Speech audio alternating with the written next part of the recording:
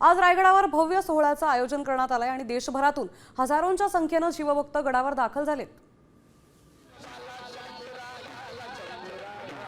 आपण पाहतोय आता शिवराज्याभिषेक सोहळ्याला उत्साहाने सुरुवात झाली आहे। मोठ्या उत्साहाने इथे शिवभक्त राज्यभरातून देशभरातून दाखल झालेत।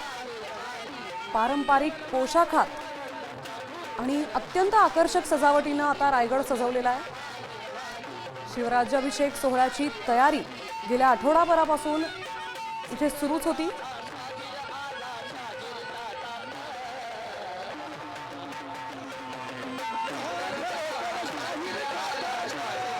पाहू शकतोय मोठ्या संख्येने इथे शिवकालीन वेशभूषा आहे।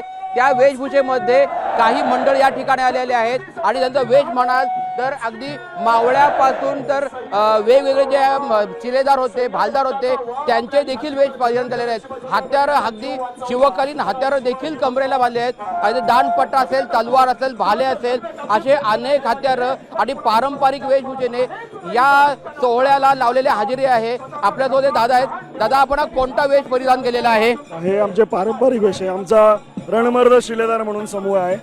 दरवर्षी जो छबिना निघतो राज्याभिषेक सोहळ्याचा त्या सोहळ्याला आम्ही सगळे आवर्जून पारंपरिक ड्रेसमध्ये असतो जेणेकरून आम्हाला बघून येणारी जी नवीन पिढी आहे ती काहीतरी प्रेरणा घेईल, इतिहास जिवंत राहील, त्याच्यातून काहीतरी नवीन साध्य होईल आणि हाच आमचा एक संदेश असतो।